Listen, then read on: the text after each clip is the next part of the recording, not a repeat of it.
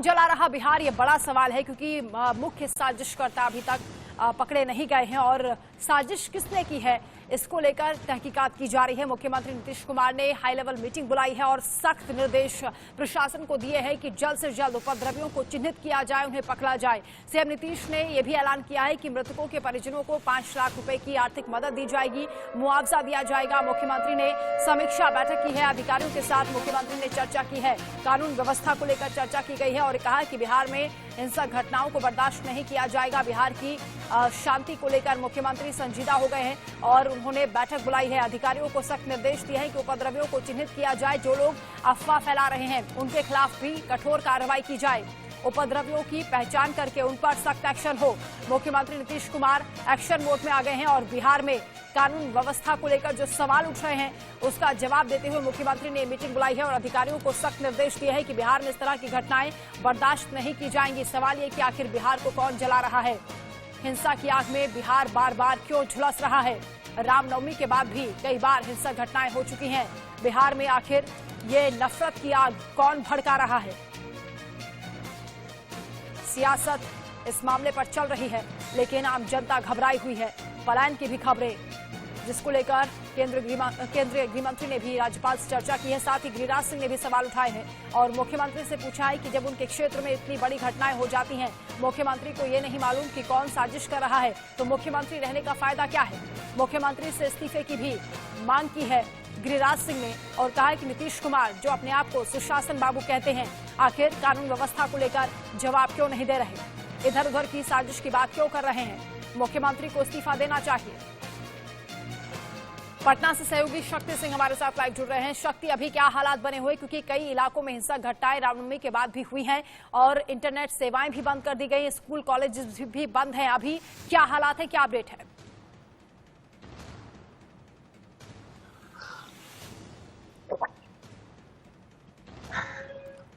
शक्ति, आवाज पहुंच रही है आप तक? लगता है आवाज नहीं पहुंच पा रही। फिलहाल खबर पर लगातार हम बने हुए हैं।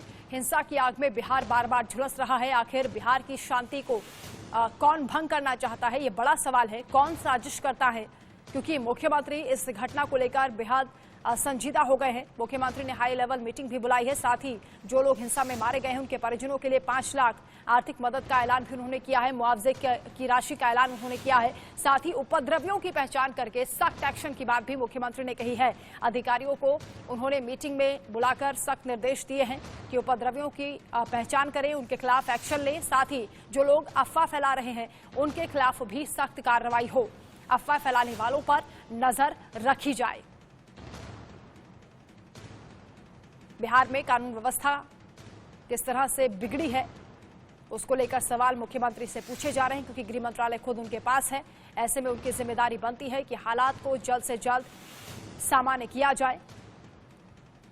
बीजेपी लगातार सरकार पर हमलावर है।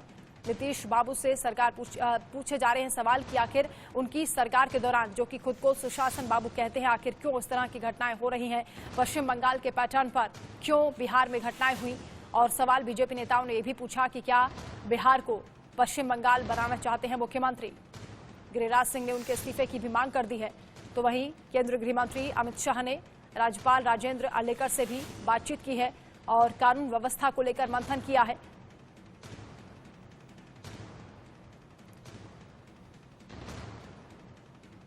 कांडों में बिल्कुल निष्पक्ष और ठोस अनुसंधान होगा।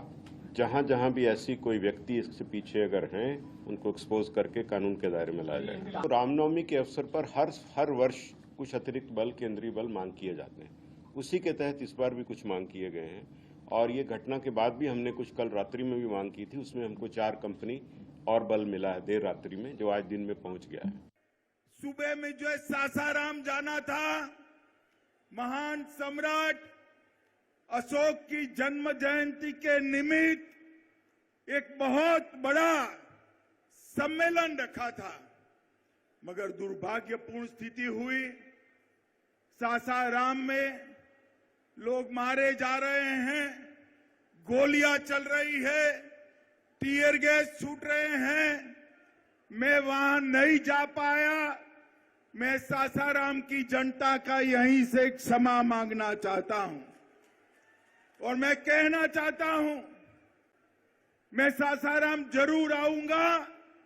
मेरे अगले दौरे में सासाराम में ही महान सम्राट अशोक की स्मृति में एक सम्मेलन करने का काम हम करेंगे। देखिए, सबसे बड़ी बात है कि ये घटना जो घटा है, ये सब सुनियोजित साजिश के तहत किया गया है। घटना 2 तारीख को अमित शाह जी का प्रोग्राम होने वाला था, अशोक सम्राट की जयंती मनाई गई। ये राज्य सरकार की साजिश के तहत हिंदू मुसलमानों के बीच में हिंदू प्रचार कराया गया, जानबूझ कर कराया गया ताकि भी 144 धारा लागू हो और ये प्रोग्राम जो है सही है। अभी आपको जानकर आश्चर्य होगा कि अभी शेरगंज खिलाफ शेरगंज बोला जाता है। शेरगंज में अभी जो देखते हुआ है, एक ही परिवार के 6 लोग जख्मी हुए हैं। हो सकता था ये एक रोज पहले घटना घटी है, हो सकता है कि ये रिपोर्ट मीटिंग के दिन भी हो सकती है। इसको ध्यान में रख करके इसको NIA से जांच पड़ताल कराना चाहिए ताकि दूध का दूध और पानी का पानी। इसके लिए हम जा रहे हैं, दिल्ली जा रहे हैं, गृह मंत्री से बात करेंगे और सरकार इसको पटना से सहयोगी शक्ति हमारे साथ जुड़ गए हैं। शक्ति, क्योंकि मुख्यमंत्री ने हाई लेवल मीटिंग बुलाई, क्या निर्देश उनकी ओर से दिए गए हैं प्रशासन को? साथ ही अभी तक कितनी गिरफ्तारियां हुई हैं, क्या अपडेट है, क्या हालात हैं अभी? देखिए, कल शाम को जो है मुख्यमंत्री नीतीश कुमार ने तमाम जो बड़ी अधिकारी हैं उनके साथ एक हाई लेवल मीटिंग की और मीटिंग में जो है सभी जो जिले हैं, खास करके नालंदा और बिहार शरीफ और सासाराम, ये दोनों जिले के जो बड़ी अधिकारी उनको सख्त निर्देश दिए गए हैं कि किसी भी तरह के जो पदद्रव्य हैं उनकी सख्ती से निपटा जाए, जो भी दोषी हों उनको सजा दिलवाई जाए और इन तमाम और लॉ एंड ऑर्डर की स्थिति जो खराब हो गई है उसको तत्काल जो है सुधार किया जाए। इन तमाम बातों को लेकर जो है मुख्यमंत्री ने सभी वरीय अधिकारियों को निर्देश दिए और साथ ही साथ बिहार शरीफ में जिस युवक की गोली लगने से मौत हो गई थी उसके परिजनों से भी मुख्यमंत्री ने बात की और 5 लाख मुआवजे की घोषणा भी की है। लेकिन आपको बता दें कि इसकी तुरंत बैठक के कुछ ही घंटों के बाद जो है बिहार के DGP RS भट्टी जो है वो बिहार शरीफ पहुंचे और वहां पर उन्होंने खुद जाके जो ग्राउंड जो था उन तमाम जगहों का जायजा लिया और अधिकारियों के साथ वहां बैठक की और उसके बाद जो है आपको बताया कि वहां के में ही जो है DGP के सामने और जो जज हैं उनके सामने जो है तमाम जो आरोपी थे उन सब को हाजिर किया गया और सबसे पूछताछ की गई। देर रात तक ये चला और फिलहाल जो मामला है अभी फिलहाल शांत है। लेकिन अभी भी और आपको बता दें कि साथ ही साथ जो पैरामिलिट्री फोर्सेस की कंपनियां हैं वो भी डिप्लॉयमेंट कर दी गई है और रैपिड एक्शन के साथ साथ तमाम जो बिहार के पुलिस है वो लगातार फ्लैग मार्च कर रहे हैं और शांति की लोगों से अपील भी की जा रही है। जी शक्ति, सासाराम को लेकर अभी जानकारी दीजिए, क्योंकि सासाराम में जिस तरह से बम बनाने की खबर सामने आई उसके बाद विस्फोट हुआ और अभी भी बताया जा रहा है कि आज भी वहां पर बमबाजी हुई है, क्या इसको लेकर कोई खबर है? जी देखिए, पहले तो मैं आपको बता दूं कि जो कल बम विस्फोट हुआ था एक घर में उसको लेकर DGP ने कल कहा कि जो जिस घर में बम बना है वो उसमें निश्चित रूप से बम बनाया जा रहा था और उसी दौरान जो है बम विस्फोट हो गया है। तो इसको लेकर जो भी घर के लोग हैं अभी फिलहाल अस्पताल में है, लेकिन जो मुख्य उसमें से आरोपी है उसको अभी अस्पताल के बाद जो उससे पूछताछ की जाएगी और अभी जो है पुलिस की गिरफ्त नहीं है और वहाँ पर प्रशासन के जो अधिकारी हैं वो मौजूद है। साथ ही साथ आपको बता दें कि सासाराम में जो है आज फिर एक बार घटना घटी है। आज सुबह तकरीबन 4 बजे जो है कुछ असामाजिक तत्वों ने जो है कुछ लोगों के घर पे जो है बम फेंक दिया, हालांकि उसमें कोई घायल नहीं है। एक उसकी सूचना मिलते ही तत्काल जो है रैपिड एक्शन की पुलिस फोर्स और जो स्थानीय पुलिस है वहाँ पहुंची है और लगातार फ्लैग मार्च किया जा रहा है। पूरे मोहल्ले में जो है भारी पुलिस का जमाव रहा है और जो आरोपी है उसकी तलाश में पुलिस लगातार CCTV खंगाल रही है और छापेमारी भी। शक्ति, इस साजिश के तार कितने गहरे हो सकते हैं, क्योंकि बीजेपी सांसद ने भी सवाल उठाए हैं। चेदी पासवान का ये कहना है कि जब गृह मंत्री का वहां पर दौरा होने वाला था वहां पर बम बनाया जा रहा था, हालांकि दौरा रद्द कर दिया गया, लेकिन ये उनकी सुरक्षा को लेकर भी बहुत बड़ा सवाल है कि आखिर गृह मंत्री के कार्यक्रम से पहले वहां बम बनाने की खबर मिलती है, विस्फोट हो जाता है। देखिए जी, बिल्कुल सही है कि गृह मंत्री का दौरा था और ये पहले से जो है प्रशासन और तमाम लोगों को इसकी जानकारी थी। ऐसे में जो खुफिया इनपुट थे उसमें कहीं न कहीं लैप्स की बात कही जा रही है। प्रशासन को लेकर अलर्ट तो प्रशासन था, लेकिन जो खुफिया तंत्र थे वो उसकी जो है जिम्मेवारी थी और ये कहीं न कहीं खुफिया तंत्र की फेल्योर कहा जा सकता है कि तमाम जब गृह मंत्री आते हैं तो कई लेयर में सुरक्षा व्यवस्था होती है और इससे पहले गृह मंत्री का हालांकि दौरा रद्द हो गया, लेकिन जिस तरह से सासाराम में घटना घटी है वो निश्चित जो प्रशासन पर सवाल खड़े कर दी है। अब ऐसे में जो है बीजेपी हमलावर है। आज आपको बता दें कि बिहार विधानसभा का अब 2 दिन का बजट सत्र के दौरान बचा हुआ है सत्र और आज भी जब विधानसभा की कार्रवाई शुरू होगी तो विपक्ष में बीजेपी है इसको लेकर जबरदस्त हंगामा करने वाली है। बिल्कुल शक्ति, हालात अभी भी तनावपूर्ण है और इसीलिए हंगामा हो रहा है। आप नजर बनाकर रखिएगा, आगे भी अपडेट्स आपसे लेते रहेंगे। फिलहाल बहुत शुक्रिया तमाम जानकारी के लिए। चलिए अब बात कर लेते हैं पश्चिम बंगाल की, जहां रामनवमी के जुलूस के दौरान एक बार फिर से हिंसक झड़प की घटना पेश आई है। हुगली में रामनवमी पर निकाली जा रही शोभा यात्रा पर पत्थरबाजी हुई, आगजनी का मामला सामने आया। बताया जा रहा है कि हुगली के रिश्रा में हिंदू संगठन शोभा यात्रा निकाल रहे थे। इस जुलूस में बीजेपी के राष्ट्रीय उपाध्यक्ष दिलीप घोष भी शामिल हुए। दिलीप घोष के जाने के बाद अचानक 2 संप्रदायों में मारपीट शुरू हो गई। हिंसा के दौरान उपद्रवियों ने आगजनी की। घटनास्थल पर भारी संख्या में पुलिस बल की तैनाती की गई है। वहीं बीजेपी नेता दिलीप घोष ने आरोप लगाया कि शोभा यात्रा के दौरान महिलाओं और बच्चों पर भी पथराव हुआ। मम्मी चलो अंदर चलो।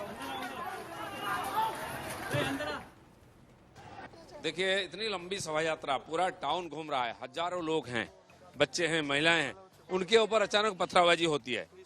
हावड़ा का दूसरे घटना होने के बाद भी सरकार कितना सचेत है मुझे समझ में नहीं आ रहा है।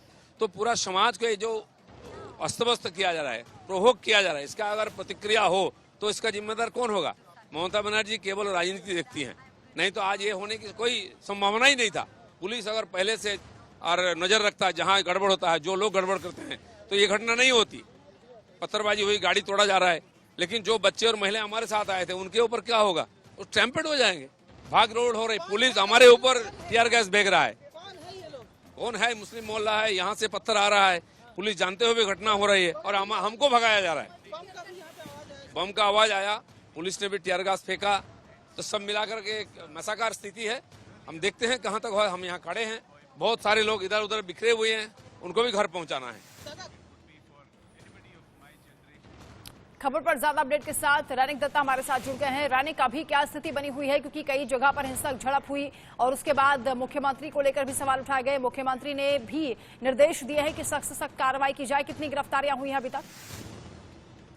देखिए, चंदननगर पुलिस कमिश्नरेट की तरफ से कहा जा रहा है कि रिश्ता का जो घटना है, उस घटना के बाद उस एरिया को 144 लागू कर दिया गया है। 2 जगह को, रिश्ता और महेश, ये 2 एरिया को 144 लागू कर दिया गया है। पूरा पुलिस तैनात है उधर और उसके साथ साथ ही रविवार रात 10 बजे से सोमवार रात 10 बजे तक दोनों जगह का इंटरनेट परिसेवा रद्द कर दिया गया है। पुलिस की तरफ से कहा जा रहा है कि जो एरिया था वो एरिया का सीसीटीवी फुटेज देखते हुए बहुत सारे आदमी को अभी तक वो लोग आइडेंटिफाई किए पुलिस की तरफ से। और पुलिस की तरफ से ये भी कहा जा रहा है कि एरिया का जो डोमिनेशन का काम, वो काम कंप्लीट होने के बाद ही वो लोग कितने अरेस्ट अभी तक हुआ है, कितने डिटेन अभी तक है, उसका डिक्लेरेशन देंगे। पुलिस की तरफ से स्पष्ट कहा जा रहा है कि ये जो बीजेपी का रैली था, इसका परमिशन जो दिया गया था सुबह दोपहर 2:30 बजे से 5:30 बजे के अंदर ये रैली खत्म करने का परमिशन चंदननगर पुलिस कमिश्नरेट के तरफ से और श्रीरामपुर पुलिस कमिश्नरेट की तरफ से दिया गया था। दोनों एरिया को मिला के ये रैली था। रिश्ता एरिया से महेश होकर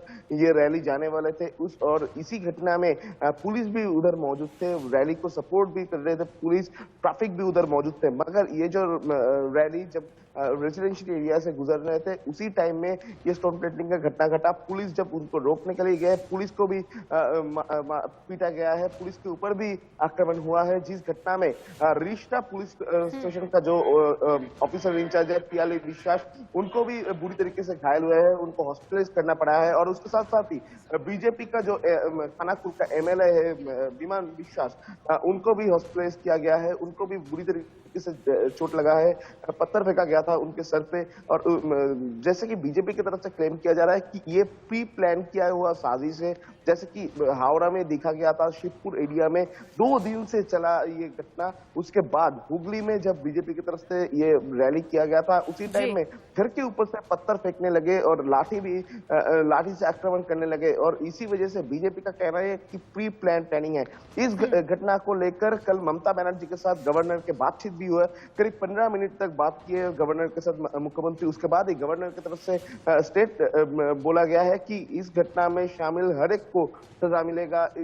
वो लोग नहीं जानते, जो लोग आग में हाथ दे रहे हैं वो लोग नहीं जानते आग में हाथ देने पे आग जल सकता है। ऐसा भी कमेंट राज्यपाल की तरफ से किया जा रहा है। दूसरी तरफ से बीजेपी की तरफ से अमित शाह, होम मिनिस्टर अमित शाह को लेटर भी दिया गया है कि वेस्ट बंगाल का जो लॉ एंड ऑर्डर सिचुएशन, वो लॉ एंड ऑर्डर सिचुएशन टूट पड़ा है। और रानी के बताइए दिलीप घोष की अभी क्या स्थिति है, और साथ ही बीजेपी के एक और नेता भी इस घटना के दौरान घायल हुए थे, उनकी भी स्थिति बताइए। साथ ही ये भी बताइए कि फ्लैग मार्च भी निकाला गया, क्या स्थिति अभी सामान्य हो पाई है?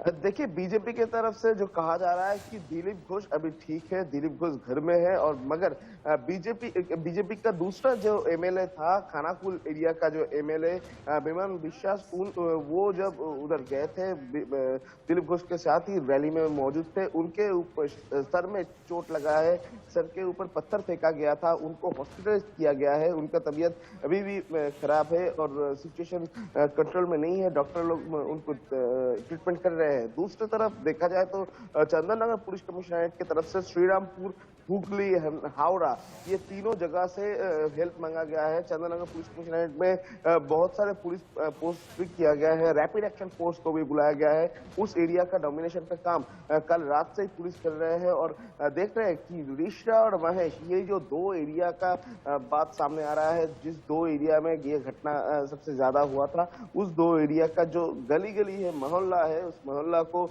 शांत करने का काम पुलिस की तरफ से किया जा रहा है। आज सुबह भी फ्लैग मार्च किया गया था। आज दोपहर को चंद्रनगर के सीपी उधर खुद रूट मार्च करेंगे और उसके साथ साथ ही ड्रोन से नजरदारी रखेंगे कि कौन सी जगह में गैदरिंग हो रहा है कि नहीं। 144 लागू कर दिया गया है। दोनों एरिया का जो इंटरनेट परिसेवा वो भी रद्द कर दिया गया है सोमवार रात 10 बजे तक।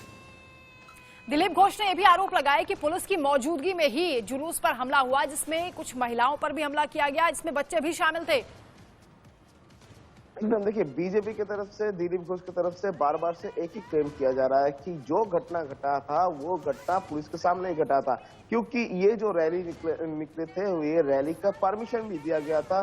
श्रीरामपुर पुलिस कमिश्नरेट एवं चंदननगर पुलिस कमिश्नरेट दोनों की तरफ से परमिशन दिया गया था, क्योंकि महेश एरिया पड़ता है श्रीरामपुर में और विश्रा एरिया ये दो पड़ता है चंदननगर कमिश्नरेट एरिया में। दोनों कमिश्नरेट की तरफ से परमिशन देने के बाद भी पुलिस उधर मौजूद थे। पुलिस के अंडर में ही ये रैली चल रहा था, ट्रैफिक भी उधर मौजूद था। मगर अभी एक क्वेश्चन एक ही उठ रहा है कि पुलिस अगर मौजूद था, पुलिस को अगर खबर था कि उस जगह में वो जगह सेंसिटिव एरिया है, क्यों उस जगह से परमिशन दिया गया था? क्यों रैली को ठीक तरीके से कंट्रोल नहीं कर पाया गया था? और पुलिस क्यों इस तरीके का हादसा को नहीं रोक पाए? और इस बात में ममता बनर्जी की तरफ से या वेस्ट बंगाल गवर्नमेंट की तरफ से पुलिस का रिपोर्ट भी मांगा गया है, सीसीटीवी फुटेज भी मांगा गया है और गवर्नर हाउस की तरफ से भी सीसीटीवी फुटेज मांगा गया है कि कल क्या घटना घटा था। जो भी फुटेज सामने आया है वो भी फुटेज गवर्नर हाउस की तरफ से भी दिखा जा रहा है, ऐसा भी गवर्नर की तरफ से कहा गया है। और ममता बनर्जी के साथ गवर्नर के मीटिंग भी हुआ है। आज शायद लॉ एंड ऑर्डर सिचुएशन को लेकर रिपोर्ट मांग सकते हैं राज्यपाल, और राज्यपाल का रिपोर्ट के भित्ति से ही नेक्स्ट क्या स्टेप लिया जाएगा वो भी डिसाइडेड होगा। और पुलिस की तरफ से कहा जा रहा है कि इस घटना में अभी तक बहुत सारे आदमी को क्योंकि जो घटनाएं हुई है उससे बीजेपी बहुत नाराज है और इसीलिए लगातार हम देख रहे हैं कि बीजेपी की ओर से अलग अलग प्रतिक्रियाएं भी सामने आ रही हैं। क्या रणनीति है अब बीजेपी किस तरह से इस मामले पर डील करेगी, कैसे सरकार को घेरेगी? देखिए, अभी तक बीजेपी की तरफ से सरकार को घेरने का काम चालू हो चुका है, क्योंकि कल रात में जब दिलीप घोष के ऊपर आक्रमण हुआ, उसी टाइम से दिलीप घोष ने बार बार से टारगेट किया ममता बनर्जी को, क्योंकि ममता बनर्जी अभी पुलिस का मिनिस्ट्री संभाल रहा है और ममता बनर्जी के अंडर में ही पड़ता है law and order and security. इस घटना के सामने रखते हुए कल सुकांत मजुमदार की तरफ से होम मिनिस्टर अमित शाह को लेटर भी भेजा गया है कि हावड़ा के बाद हुगली एरिया में जिस तरीके की घटना घटा, ये वेस्ट बंगाल का जो लॉ एंड ऑर्डर सिचुएशन ये दिन पे दिन खत्म होते जा रहा है और ये इस तरीके का हिंसक का घटना वेस्ट बंगाल में स्प्रेड होते जा रहा है। और इसी वजह से बीजेपी चाहते हैं कि सेंट्रल मिनिस्ट्री की तरफ से, सेंट्रल होम मिनिस्ट्री की तरफ से वेस्ट बंगाल का लॉ एंड ऑर्डर सिचुएशन संभाला जाए और इसके ऊपर स्टेप लिया जाए और सेंट्रल फोर्स भी दाखिला किया जाए। और इसके साथ साथ ये घटना क्यों घट रहा है, इसके पीछे क्या कारण है, कौन सा पार्टी शामिल है, कौन सा दल शामिल है, कौन सा रिलीजन शामिल है, इस बारे में एनआईए का जांच चाहते हैं बीजेपी। और बीजेपी की तरफ से बार बार से कहा जा रहा है सीआईडी नहीं, सीआईडी वेस्ट बंगाल गवर्नमेंट का खुद का एजेंसी है, उनकी तरफ से ठीक ठाक से तदंत नहीं होगा। और इसी वजह से सेंट्रल एजेंसी को देखकर सीबीआई और एनआईए ये दोनों को देखकर इस घटना का जांच किया जाए, निष्पक्ष जांच किया जाए कि किस लिए बार बार से इस तरीके का घटना घट रहा है, हावड़ा में घट रहा है और उसके बाद हुगली में भी फिर से दिखा गया इस तरीके का घटना घटा, क्यों घटा इस घटना का वो भी जानना चाहते हैं। बिल्कुल रानिक, भले ही आरोप प्रत्यारोप का ये सिलसिला चल रहा है, सियासत इस पर हाई है, सवाल ये भी उठता है कि क्या तुष्टीकरण की राजनीति इसके लिए जिम्मेदार है और सवाल ये भी कि बार बार त्योहारों के मौके पर क्यों पश्चिम बंगाल हिंसा की आग में झुलस जाता है। बहुत शुक्रिया रानिक आपका तमाम जानकारी के लिए। तो लगातार जो हिंसा हुई है उसकी तस्वीरें हम आपको दिखा रहे हैं, आगजनी की गई, पत्थरबाजी की गई। हालांकि अभी हालात को कंट्रोल करने के लिए प्रशासन मुस्तैद है और मुख्यमंत्री ममता बनर्जी ने भी ये जनता को आश्वस्त किया है कि जल्द से जल्द हालात नियंत्रण में हो जाएंगे। लेकिन जो लोग इसके लिए जिम्मेदार हैं, जिन्होंने साजिश की है पश्चिम बंगाल में, उनके खिलाफ कार्रवाई को लेकर भी सवाल उठाए जा रहे हैं कि पुलिस की मौजूदगी में अगर इस तरह की घटनाएं होती हैं तो इसलिए कानून व्यवस्था पर भी सवाल उठते हैं। और पश्चिम बंगाल में बार बार हिंसा की वजह क्या है, ये बहुत बड़ा सवाल है, क्योंकि बार बार जब भी त्योहार होता है पश्चिम बंगाल में इस तरह की हिंसक घटनाएं होती रही हैं। हालांकि मुख्यमंत्री ममता बनर्जी का स्पष्ट कहना है कि हमें किसी के त्योहार से कोई दिक्कत नहीं है, अगर आपको जुलूस निकालना है तो निकालिए, लेकिन शांति बनाए रखिए।